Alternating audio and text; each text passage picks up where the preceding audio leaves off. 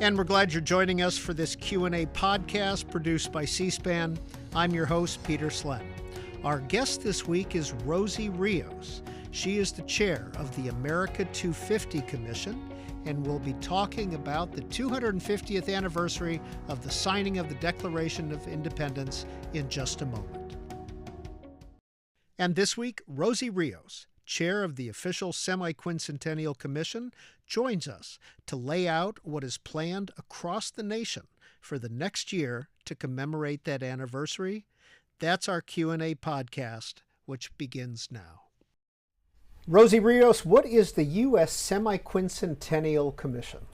The U.S. Semiquincentennial Commission is a commission charged with planning the nation's 250th anniversary of the signing of the Declaration of Independence in 2026. We're hitting the ground running. How did it get started? So by legislation, Congress passed the formation of this body, and it includes 24 members. Of those 24 members, 16 are private citizens, 8 of them are standing members of Congress. And when did it get started? What year was this created? I was appointed, the legislation passed under Obama in 2016.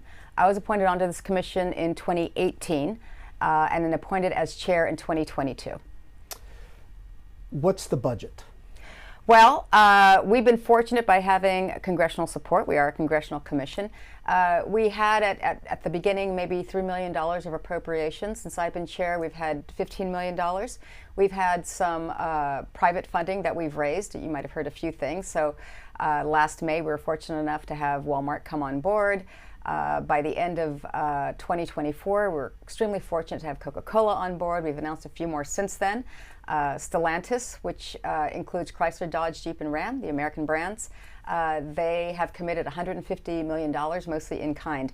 So, my mandate to Congress was, we can't do this with just federal appropriations. There has to be skin in the game, has to be a public-private partnership. So my commitment is to make sure that we at least match dollar for dollar what we're getting for appropriations, and we've exceeded that. Can we, in this interview, call it the America250 Commission so I don't have to say semiquincentennial? Absolutely. Or just say America250. I mean, that is the brand. We don't have the benefit of an easy word like the bicentennial that we remember. So, yes, semiquincentennial, which people should remember is pretty much just half of 500. But for our purposes, from a branding perspective, America250. Will those who were alive during the bicentennial celebration see familiarities? I think so. Well, I think in many ways, not just the time period kind of leading up to the celebrations, but also the celebrations themselves. So, look, I remember it. I was almost 11 years old. I was just finishing up the 5th grade.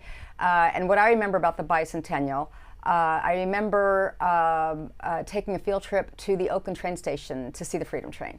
I remember seeing on our black and white TV the tall ships coming through the Boston and New York harbors. I still have my bicentennial quarter, which I actually carry with me. 25 cents for an 11-year-old is a life-saving, so I do remember it very well. But, for me, it's not just a memory, it's a feeling. So I do remember July 4th, 1976. It was a cloudy night in Hayward, California, but those fireworks were never brighter. And with the feeling that I had, look, my parents came from Mexico in 1958. And they landed in Hayward, California because my dad was a seasonal migrant worker for Hunt's Tomatoes, and they were based in Hayward. And they made the decision to land there permanently and to live their life. And my mom, bless her heart, 11 years later and 9 kids later, she decided to leave an abusive relationship. My dad returned to Mexico. My mom could have returned to Mexico. Probably would have been easier for her to have the support of her family. But she made a very deliberate decision to stay in the United States and knowing we would have a better life.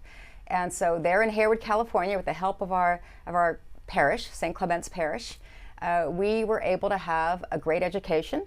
And somehow she was able to send all 9 of us off to college. So for me, on July 4th, 1976, just finishing up 5th grade, knowing I was in a great educational system, I felt like I had the whole future in front of me. And again, it's not a memory, it's a feeling. And I was grateful, very grateful to my mom, grateful to this country. I'm the biggest patriot out there. And so when I think about today, and when people ask me, how do you know you're going to be successful in 2026? My answer is the same.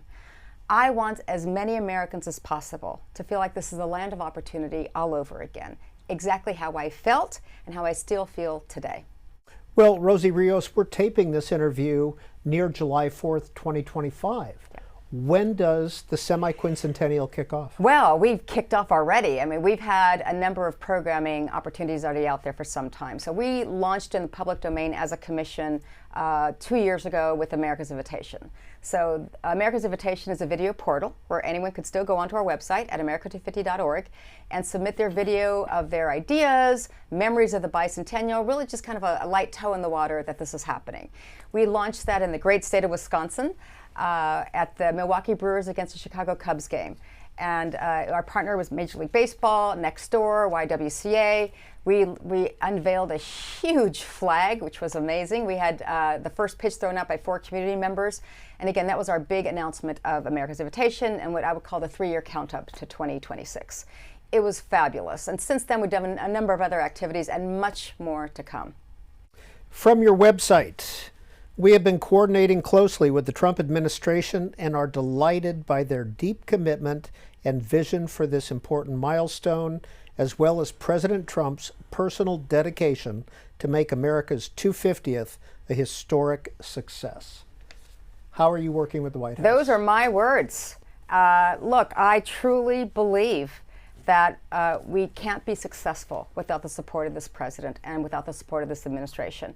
And I proactively reached out. In fact, last November, 2024, after President Trump was declared the winner, I had a memo ready, a recommendation, a series of recommendations. I sent the memo over to the Chief of Staff's office and a parallel letter to the First Lady's office. And in this memo, I had some recommendations. The first one being, if you can please issue an executive order to mobilize the federal agencies, we would be extremely grateful. And the reason why that was important is because our legislation forming this commission includes some of the federal agencies, not all of them. It includes a lot of the cultural ones, the Library of Congress, Smithsonian, National Archives, but it doesn't include some of the other agencies like Treasury, like Commerce. We had been working with NASA already, and so by having the federal agencies participate fully, it would just make it a much more robust initiative. You know, we represent all 3 branches of government, right? So even the Supreme Court is part of our commission, and I am appointed by the president. So for me, to make sure that the president knew that we wanted to work together as a congressional commission, that we needed their help to do so, and look, I got a response immediately. And let me just say, on the 10th day of the Trump administration, is when they issued the executive order to form Task Force 250, which is essentially exactly what we wanted, mobilizing federal agencies to start their own planning efforts for the 250th. And it's been an amazing journey. Task Force 250 has been fabulous. We've executed a memorandum of understanding with them, and we've hit the ground running together. So look, the only way you're going to reach 350 million Americans is if we do all this together. So that 350 for 250 is probably going to be the 3 most important words you're going to take away from this interview. Explain 350 for 250. So 350 million Americans. So according to the census, the U.S. will be at about 330 million people in 2026. And of course, if you include our embassies, our military bases overseas, our expats, we are going to reach 350 million Americans, no doubt in my mind. And look, no one else has ever made that declaration, right? No one else has ever said, we're going to engage 350 million Americans in anything. We know we're going to do that through this effort, and we need the president to do that. What was the A250's role with the Army parade on June 14th? Yeah, we were completely supportive of that. I mean, look, we are doing this together, again, with the administration, and so, and I think people are aware of this already, but the planning of the Army's 250th was actually started under the Biden administration. So there are a number of milestones coming up as our country in 1775 had to prepare itself, had to fortify itself, and realize what it had to do in order to become its own governance, right? So the Army's 250th on June 14th, we knew that was coming. The Post Office in July, the Navy in this coming October, the Marines in November. That is part of our history, and it is our responsibility to make sure that we celebrate and commemorate those activities all the way through. Rosie Rios, telling 250 years of American history can be complicated. How do you do it? Well, our history is complicated, right? Our future is complicated. I mean, this is what it means to be the oldest democracy in the world, and democracy is messy. So yes, I mean, this is why, again, it's the 250th anniversary of the signing of the Declaration of Independence, and that is really the beginning of a very long journey. But we all know the journey started long before that, right? I mean, so of course we're starting with the American Revolution, but in addition to that, look, the American Revolution wasn't even over until 1783, right? And if you think about our history, 1776 for the Declaration of Independence, 12 years later, before the ratification of the Constitution. And then George Washington didn't become president until the year after that, in 1789. So that journey, for me, isn't just a one and done, right? This has to be what I call the movements and the moments, right? The moments of celebration, fireworks, so much I wish I could share with you right now. So much more coming. You'll hear a lot more coming up. But the movement is just as important. And the way I define the movement is our programming that we intend to have long after 2026 is over. I mean, look, 2026 is just a moment in time. But it's also for the U.S. where we're going to have so many other milestones intersecting with that, right? So in addition to the 250th, as you know, the World Cup is mostly going to be in the U.S. in 2026. We're coordinating very closely with FIFA. In addition to that, 2 very short years after that is the Olympics in Los Angeles in 2028. Now, last year at the Milken Global Conference, I was on a panel with Gianni Infantino, the head of FIFA, along with Lindsey Vonn and Janet Evans, and we're talking about the intersection of these 3 milestones that, for the U.S., if you think about it, those are all global. Every single one of those are global milestones. You're going to have billions of people watching the U.S. in those 2 very short years.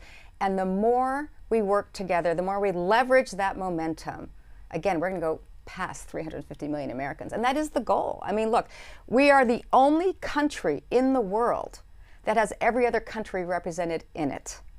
So while we are not the world is us. And that has a responsibility.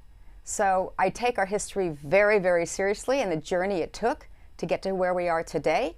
But this is as much about the future as it is the past. And that's why, again, this movement is so important. And C-SPAN's Q&A podcast continues in a moment. Is the America250 Commission going to include not just the signing of the Declaration, but some of the events in our history, including some of the major wars, Civil War, World War II, moon landing, and some of the social issues that we've dealt with over the years? Absolutely. I think it has to. It has to. I mean, look, think about it. Well, let's start with the Army Parade. I mean, I was there. It was fantastic. It was exactly what it should have been. And what I loved about the Army Parade was they actually did start with what it was like during the American Revolution. They moved on to, the Civil War, World War I, World War II, the Korean War, the Vietnam War, and they showed kind of the transition, not just of the uniforms, but also the artillery, the weaponry, the advanced technologies that were used, the drones. It was so, I felt proud. I felt extremely proud. And something else to remember, this is one of the lowest times in our history where it's been very difficult to recruit for our military, and those numbers are starting to rise. And I think that's an important message. That is, everything that we do for America250, we're always going to honor our military. We're always going to honor our veterans. Our country was founded in service. And so that's a big message for us. And that service should continue on. And we want to show that the military absolutely is an honorable path forward for this next generation. Are you being advised by historians? Absolutely. Yes. Doris Kearns-Goodwin is our Boston ambassador. I just did a fabulous fireside chat with her for the Lexington Concord celebration. She lived in Concord. Yes, we have a number of folks that have reached out to us that we're also working with. One of our partners is the American Association of State and Local Historians.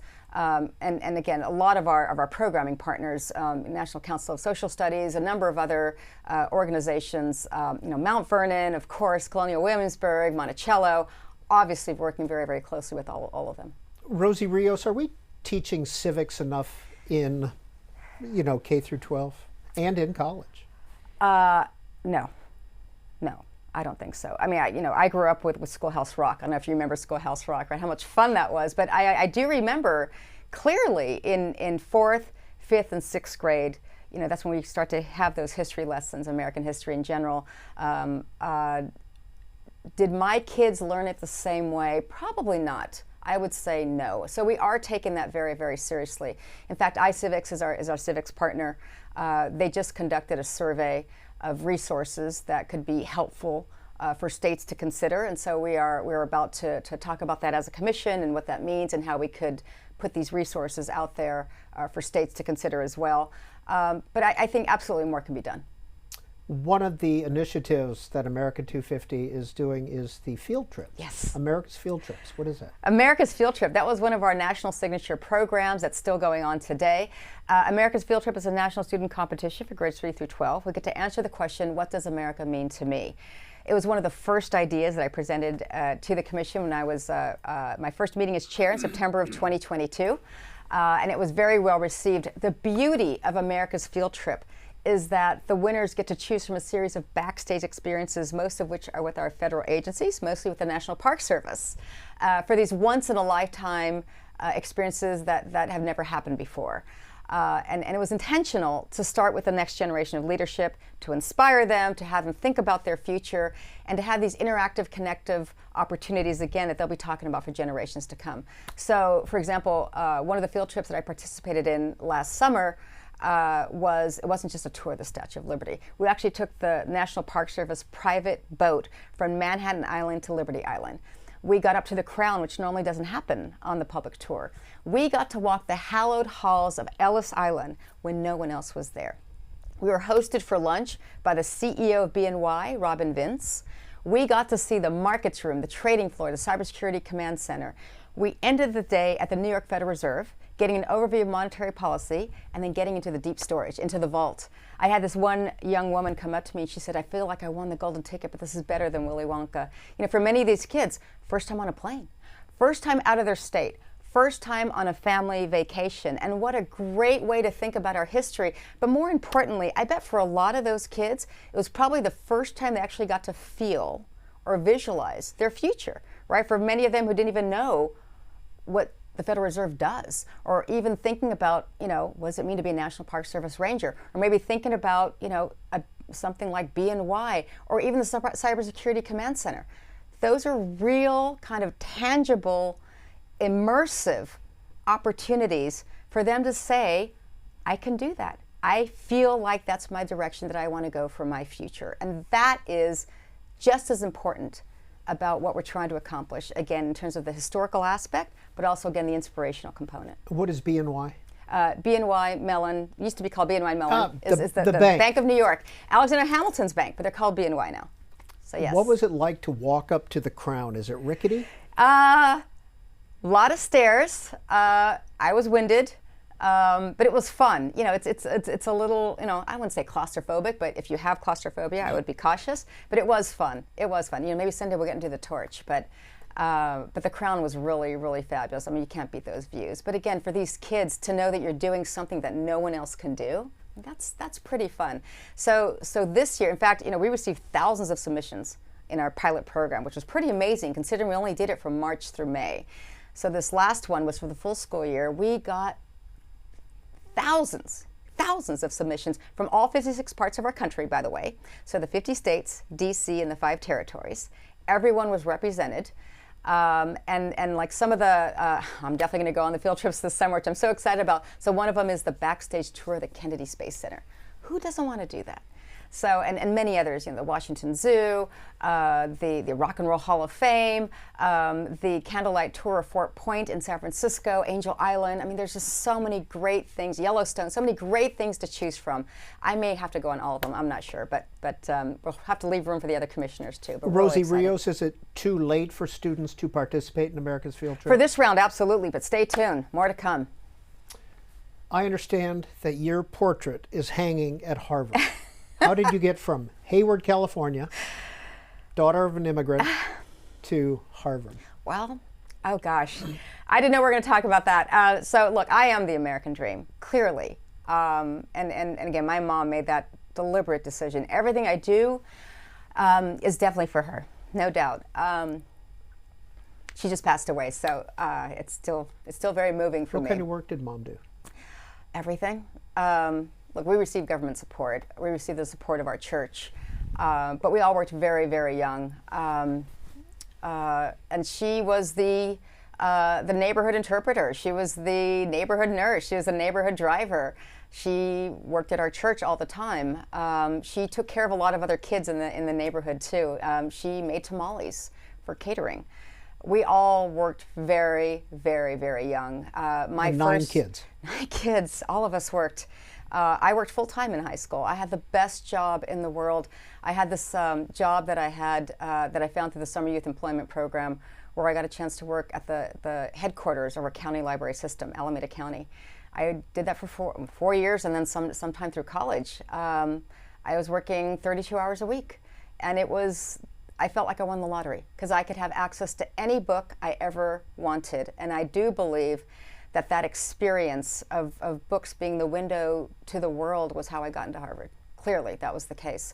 And so, yes, in 2019, my portrait was unveiled at Harvard at Winthrop House, which is where I lived as an undergraduate for your last 3 years there. What was great about 2019 is it also coincided with the commencement of my son, also from Harvard. So it was great because my whole family was there, and I felt kind of bad. I'm thinking, oh my gosh, like it just happened to be the timing. I felt bad kind of encroaching on my son's graduation. And his answer was, I wouldn't have it any other way. My mom was there. Yes, so I'm still there at Winthrop House. Why did they put your portrait there? It's not because you're from Hayward, California. No. Well, I did start something at Harvard. It took me 3 years to get it up and running, called Cultural Rhythms. It wasn't intended to be about race exclusively. It wasn't intended to be about anything other than how students want to express themselves. And so I happen to be the director of the Ballet Folklorico at Harvard, which was a Mexican folk dancing group, and we had very few opportunities to perform around the Boston area. And so I thought to myself, look, we all have very interesting backgrounds. Wouldn't it be great if no matter who you were or what you were doing, we could have this kind of student activity where we could all come together to do whatever we felt we wanted to express ourselves, whether it's through poetry or music or any other expression. And so it took me, again, a couple years to get that up and running. It started in 1986, and it was under the Harvard Foundation. Our first MC or host that year was Debbie Allen, Broadway pioneer, still very active. And so next in 2026 will be the 40th of Cultural Rhythms. So I'm really excited that it coincides with 2026. It's still going strong today. I remember one year I even co-hosted with Larry Summers, who was president at the time. That was, I think, in 2003. We've had many co-hosts over the years. And it's been, what I loved about, and I still love about Cultural Rhythms, again, is you actually have these very interesting new talents that form just to prepare for Cultural Rhythms. Like I remember there was one year where the Harvard undergraduate drummers, or THUD, actually made their debut, which is this student group that used those plastic cups to make music. It was incredible. And when I had a chance to meet them backstage, I was hosting that year, and I said, whatever made you form this group? And the answers was kind of the same. They said they were all former percussionists of some kind. They've been doing it their whole lives. They wanted to do something similar, but still very kind of novel and different. And so they came up with this concept. And it was just so beautiful to think that type of talent and creativity can still be nurtured and shared in that way. Will the arts be part of America250? Absolutely, absolutely. We have a couple of ways to do so. So one is America Soundtrack. America Soundtrack is a multi-volume playlist of anthems being led by executive producer Emilio Estefan, who's already contributed. He and Gloria have already contributed. Absolutely, and she's our Miami ambassador. So they've already contributed a couple of songs. Of course, they have access to all the talent in the world. Maybe we'll do one which, instead of celebrating our independence from Great Britain, maybe we'll do a collaboration with Great Britain. So more to come on that. And then we have another great activity, America's Performance, which of course are going to be these big broadcasts, concert series. This is the beauty of having access to your national parks or the Lincoln Memorial or the Statue of Liberty. So again, much more to be announced about all of that. But absolutely, look, the celebration of our country's culture has to be part of that, whether it is ballroom dancing, whether it is country line dancing, whether it is through music, poetry, etc. That is absolutely in the spirit of cultural rhythms as well. So if somebody has a $1 bill, a $5 bill, whatever, in their wallet, if they pull it out, there's a good chance your name is on that. There's a very, very good chance. So yes, as Treasurer of the United States, I served for 8 years, and so that's a lot of money printed during that time. And it was also in 2013, I think, is when the new $100 bill was printed. And that year alone, I think it was about $700 billion of $100 bills. So yes, I think my name is on, I think it's like 1.8 trillion out of the 2.2 trillion in circulation worldwide. So yes, happy to sign one for you. So if somebody meets you, can you sign that bill for them? Sure, absolutely. Is that allowed? Yeah, well, it's allowed. If my signature is on there, I'm merely validating my signature. Of course it's allowed, absolutely. And C-SPAN's Q&A podcast continues in a moment. What was it like to tour Fort Knox? Oh my goodness. So the way I think about Fort Knox, and if people don't know this, the U.S. government has about 268 million ounces of gold. About 60% of it is in Fort Knox. Some part of it is in Denver, some part of it is in New York.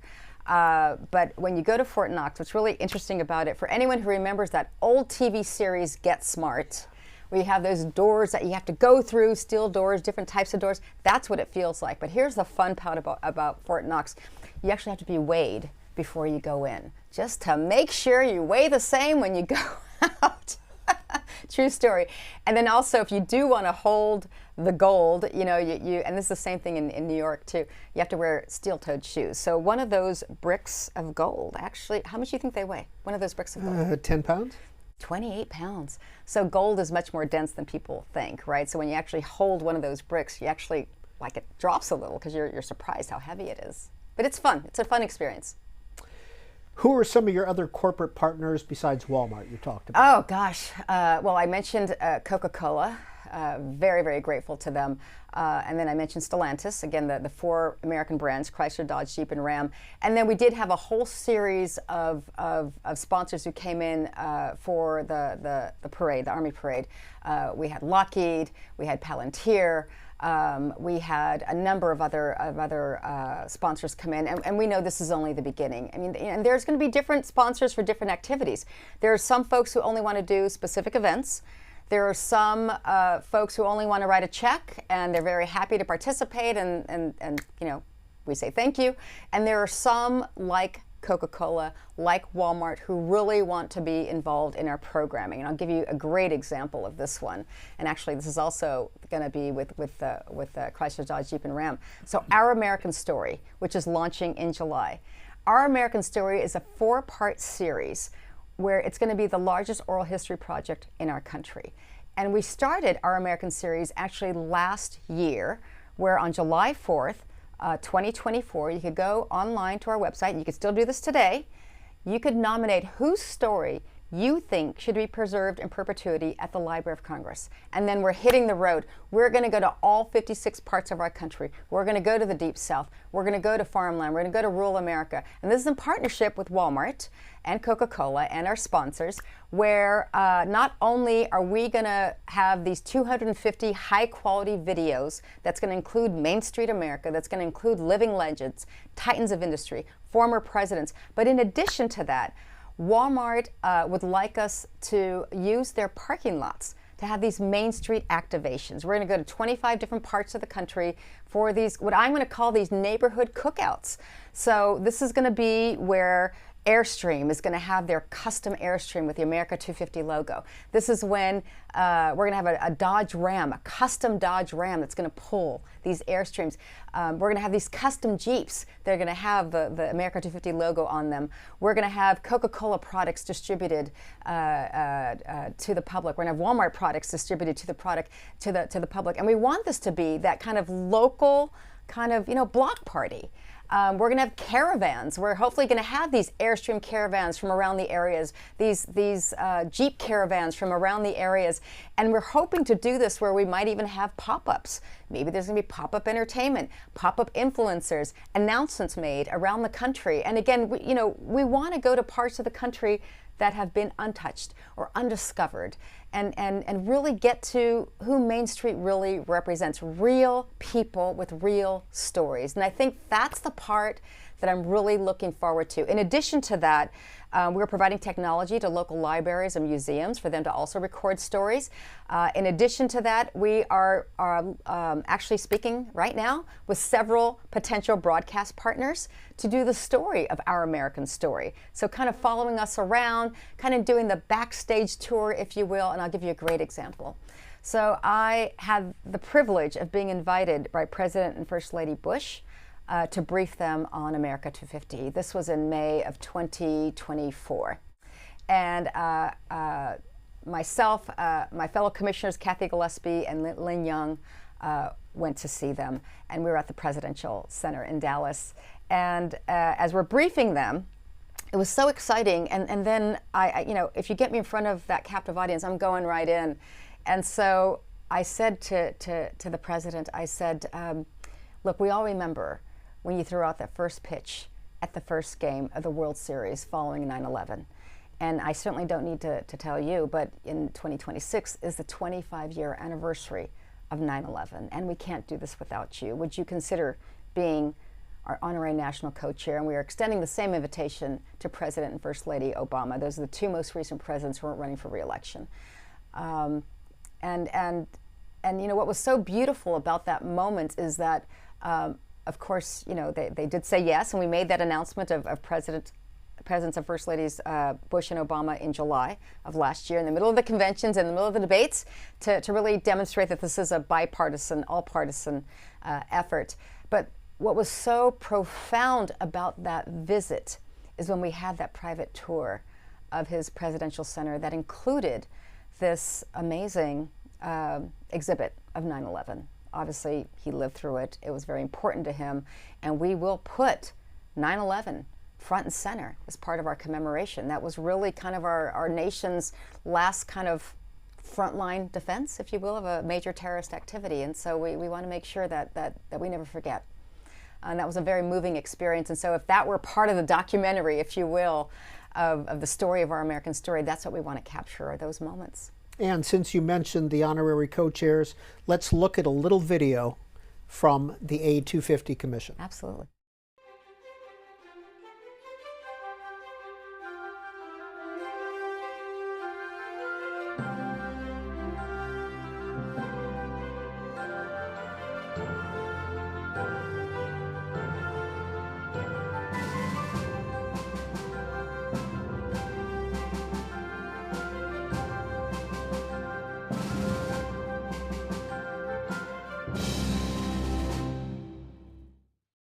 I get chills. I still get chills. Every day I get chills. And by the way, I don't think I mentioned this. Ready for this?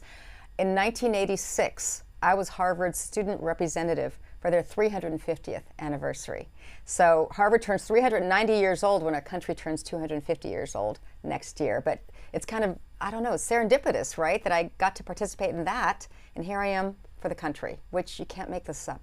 All right, we got the 50 states, but you're touting 56 locations. Yes, so the 50 states, DC, and the 5 territories. That's the 56 locations. In fact, we established America 250 state and territory commissions in all 56 parts of those countries. All right, we're going to have a test. I'm trying to do it myself. What are the 5 territories? Well, let's start with you. What do you think they are? Puerto Rico, Guam, Northern Marianas? Mariana Islands, yes. All right, your turn. Oh, you get the last 2. All right, so let's see. And in fact, Puerto Rico was our last state and territory commission that was codified. U.S. Virgin Islands. Of course. And Samoa. Thank you. They're the 5.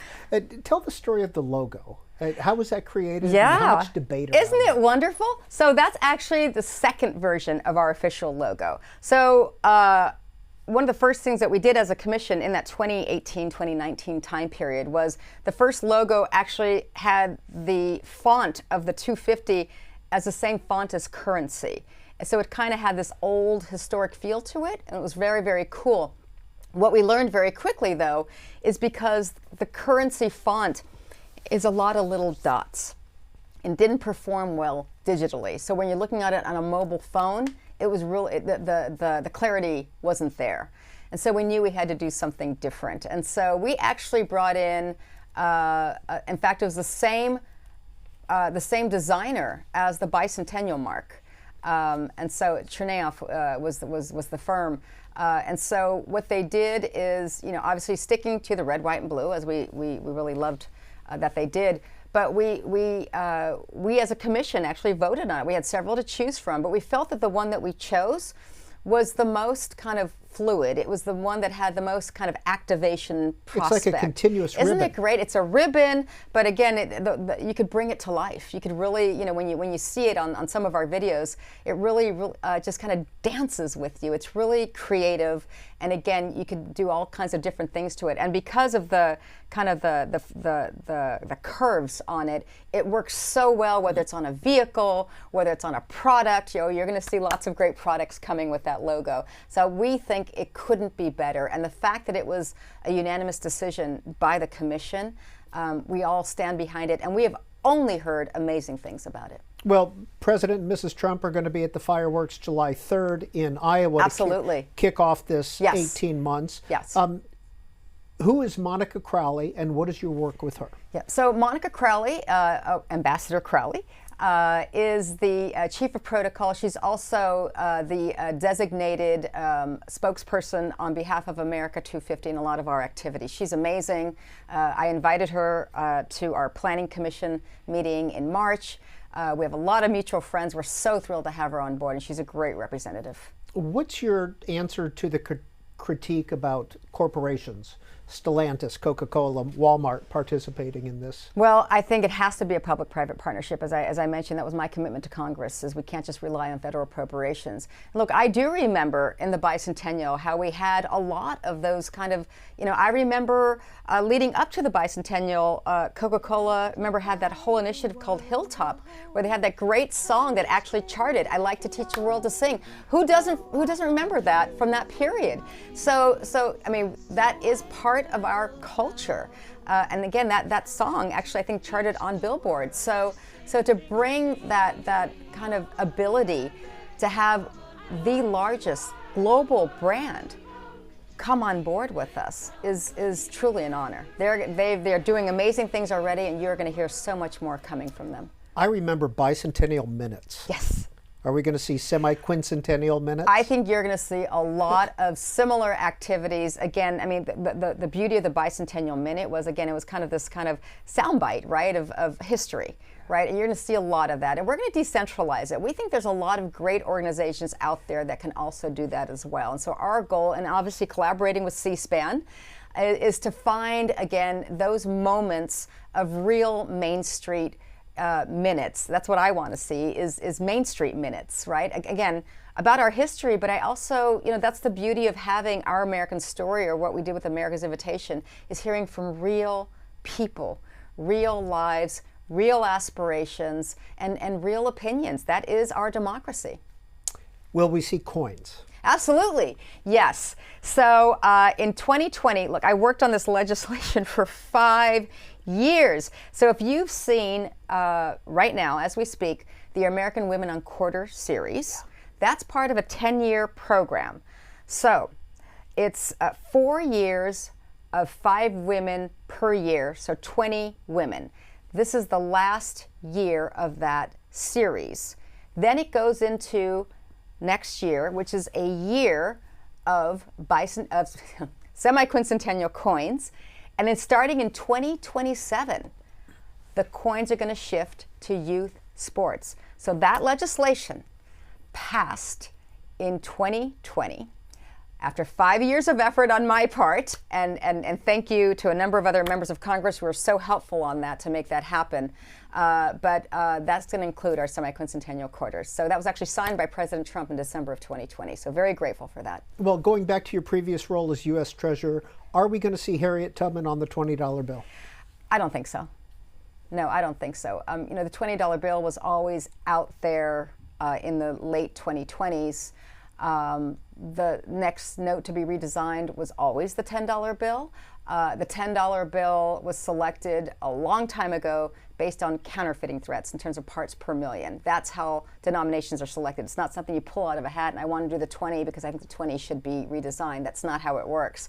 So when I was Treasurer of the United States, I was also chair of the Advanced Counterfeit Deterrence Steering Committee. This is the only formal collaborative that includes Treasury, the Federal Reserve, and Secret Service. And so as the chair, I'm the one that made the recommendations to the Secretary of the Treasury, who has the final say by law, not the President, not Congress. So it's the Secretary of the Treasury who makes that determination.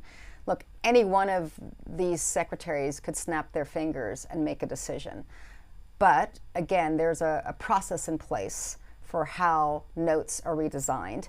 And it's based on mostly these security features, both overt and covert. So for example, that blue security ribbon that you see in the $100 bill, that took 14 years to get that ribbon. It's 500,000 microlenses, much more sophisticated than a hologram, and very hard to counterfeit. So that's the primary purpose of redesign. Now that being said, sure, every redesign effort, a generation of currency, has a theme. And just so you're aware, the theme for the previous generation of notes, which that $100 bill was part of, that theme was symbols of freedom. So if you look on the $10 bill, you see the torch of the Statue of Liberty, we the people. If you look on the $100 bill, you see the quill of the signing of the Declaration of Independence, right? So those symbols of freedom were very, very important, especially when the first note of that generation was released. That was in 2002. That was the $20 bill. So why was symbols of freedom important for that period of time? Well, it was post 9/11. And to be able to look at those symbols and remind all of us about the values in which our country was founded was so important. So the theme for this next generation of notes, which was approved by Secretary Geithner and remains the theme of today, I'm not sure how many people know this story, but the theme is democracy. And who would have thought how relevant it would be throughout this time period and leading up to obviously 2026. And so this concept of redesigning our currency with this theme of democracy, how I made the pitch, it wasn't women for the sake of women. It was under this theme. And the way this theme was recommended, and it was my recommendation for democracy, is because as I was looking through that moment of time in terms of what was happening during that era. Look, I was part of the Treasury Federal Reserve transition team at the height of the financial crisis in 2008 under Secretary Paulson and President Bush. That's how I got my start. I was managing director of investments for a $22 billion firm based in San Francisco. I was feeling, obviously, what was happening with the financial crisis, and at the same time, our world was turning upside down. We already had, what happened in 2007 that really turned our world around in ways, in technological ways that we never anticipated. 2007 was the iPhone, right? And then during that period of 2008, 2009, that was kind of the mass scale use of social media. That was Facebook, that was Twitter. Some might say that, that we elected our first African American president because of social media. But look what was happening overseas, right? And so it was the Arab Spring, what was happening in Turkey, right? And giving a voice to the voiceless through social media, through this kind of these uprisings and these movements. It dawned on me that when the first note was going to be unveiled as part of this redesign process, it was intended to be 2020. And it hit me like a ton of bricks. 2020. That's the 100th anniversary of the 19th Amendment, granting women the right to vote. What better way to think about giving a voice to the voiceless than thinking about 51% of your population being able to participate in the governance process? That is how this theme of democracy came forward, and that's how my recommendations came forward. So again, not a woman for the sake of a woman, but this theme of democracy that happened to coincide with the timing of the 19th Amendment.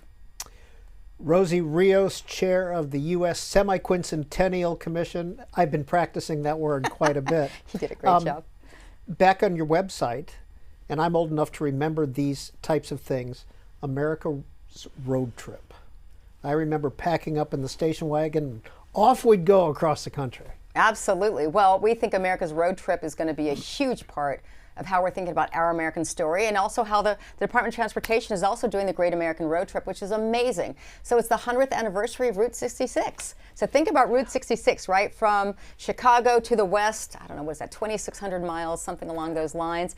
So to revisit that all over again as part of this, and have Secretary Duffy participate. I mean, what a great way to get Americans out there and rediscover our country all over again, our national treasures, our national parks, and again, just real American experiences. And the archives, how is the archives a partner? So the National Archives is part of our commission. They're in our enabling legislation. They're obviously, working with us as we are working with them to make sure that all our documentation, all these records get managed appropriately and for posterity's sake. So they're our partner moving forward on all of this. Look, let's not forget, the National Archives has the Charters of Freedom, right? So when you visit the National Archives, you will see the Bill of Rights, the Declaration of Independence, the Constitution, all in that one gallery. It's pretty amazing. So they represent our history in every way, shape, and form. Rosie Rios, I would think with Philadelphia and Washington on the East Coast that this could become a very East Coast-centric celebration.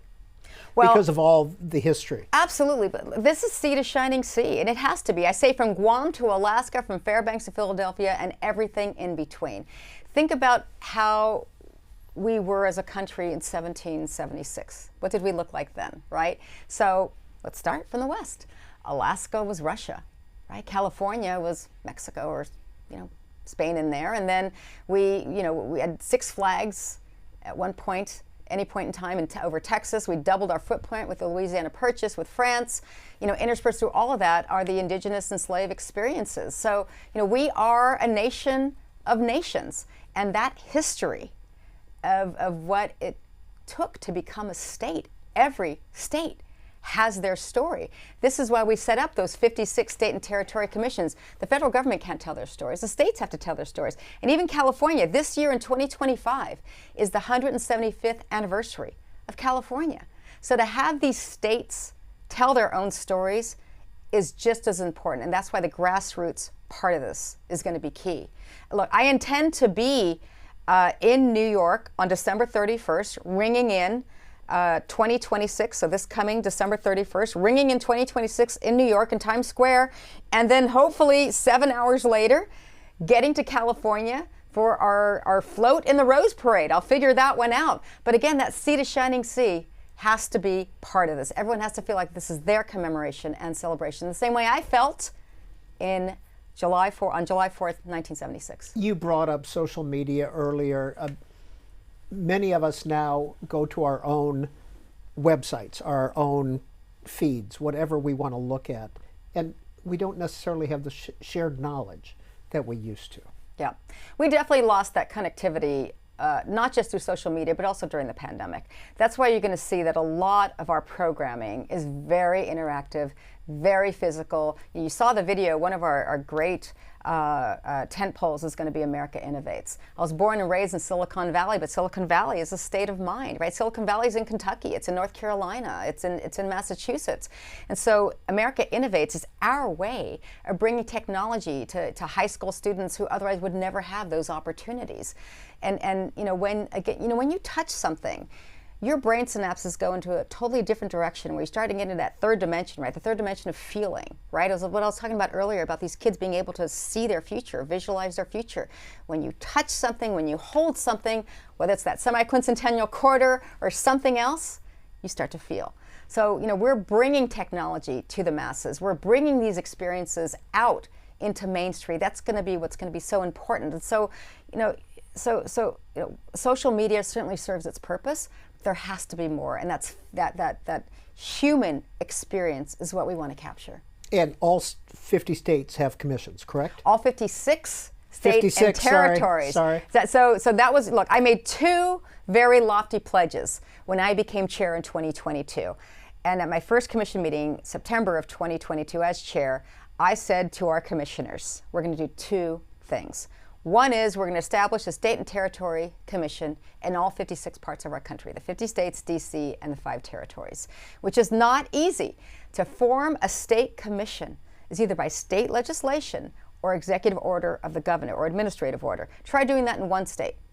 To do it in 56 states is impossible. In fact, I remember President Bush letting us know that good luck to you on that one. But thankfully, I spoke at the National Governors Association conference. That heat map turned overnight. Literally, in the third week of December 2024, the governor of Guam signed that last executive order. We reached all 56 when we said we would, which is the end of 2024. So look, they have the keys to the castle. We just launched this master calendar and interactive map. We're giving each of the state and territory commissions their ability to populate what's happening in their own respective states. Rosie Rios, if somebody is listening to us right now and thinks, wow, I want to be a part of this, I want to get active, yep. What's the best way?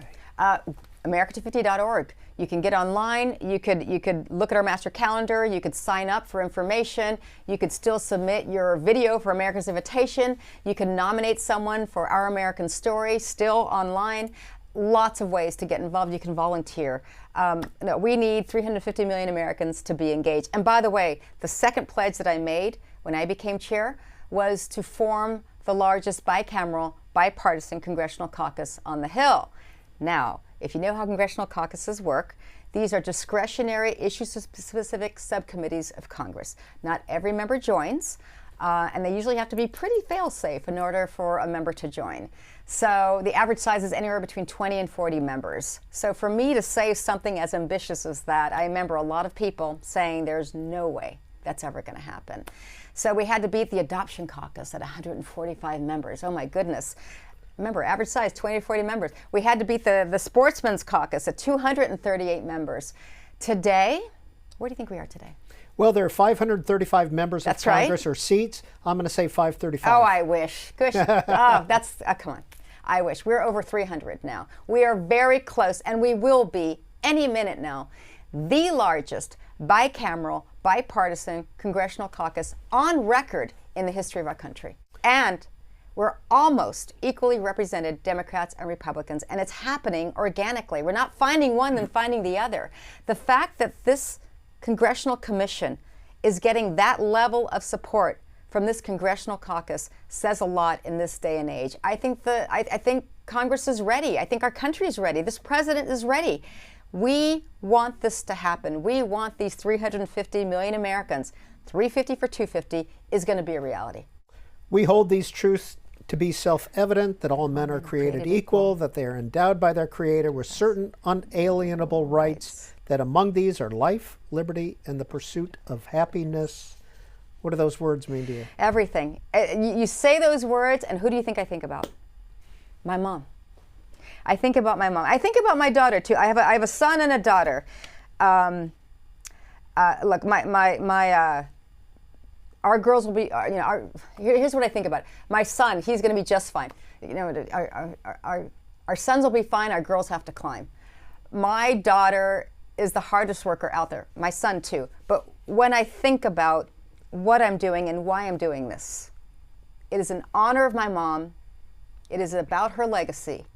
And it's to inspire my daughter and to keep them going. And again, to feel that they've been given, my kids have been given this gift, this privilege, this American dream opportunity. You know, when we were planning the Boston Tea Party, the 250th of the Boston Tea Party with Boston, with the state of Massachusetts, this is December of 2023, we intentionally, it was my idea, we intentionally launched that weekend with a naturalization ceremony at Faneuil Hall.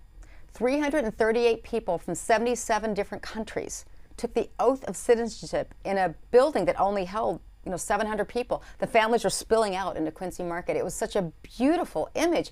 I want to bring naturalization ceremonies to baseball games. I want to bring them to football games. I want these kids to see that millions of people are still risking their lives to pursue their own American dreams in this great country. These kids have been given gifts. The privilege that my mom gave us to pursue that life, liberty, and happiness. And I couldn't be more grateful to her. Well, we're taping this again around July 4th, 2025. What should we expect on July 4th, 2026? So exciting. The movement and the moments. And let me just say, there's a couple of moments that are unprecedented, that have never happened before in this country, that are being planned as we speak. That is so unreal. If I showed you the screenshot of what we're planning, your first reaction, as it was for our commission, was, you've got to be kidding. It's happening. And it is happening. So stay tuned. Much more to come. But again, what I'm most excited about is continuing our programming long after 2026. America's 250th anniversary is about more than reflecting on our past. It's about honoring the contributions of individuals who built this country, the innovations that put this country on the map, and a man on the moon, and imagining what the next 250 years might look like for our children and the generations to come. Those are the words of Rosie Rios, who chairs the U.S. Semiquincentennial Commission. Thank you for spending a little time with us on C-SPAN. Such a pleasure to be here. Thank you for having me, Peter. And thanks for listening to this week's Q&A podcast produced by C-SPAN. If you like this podcast, tell your friends, rate and review us, and follow us on social media @BookTV for more updates and schedule information. And are you looking for more of C-SPAN's book programming? Follow our Bookshelf podcast feed. It's a one-stop source for the Afterwards, Book Notes Plus, and Q&A podcasts. Discover compelling conversations with authors, historians, and thought leaders all in one place. Subscribe to C-SPAN's Bookshelf podcast today. Now, next week on the Q&A podcast, our guest is Dr. Robert Malone. He's the author of a book called Psy-War, as in psychological war. His topics include censorship, freedom of speech, and government efforts to control information. Dr. Malone was recently appointed to the Health and Human Services Advisory Board on Immunizations by Health and Human Services Secretary Robert F. Kennedy, Jr. That's next week on the Q&A podcast.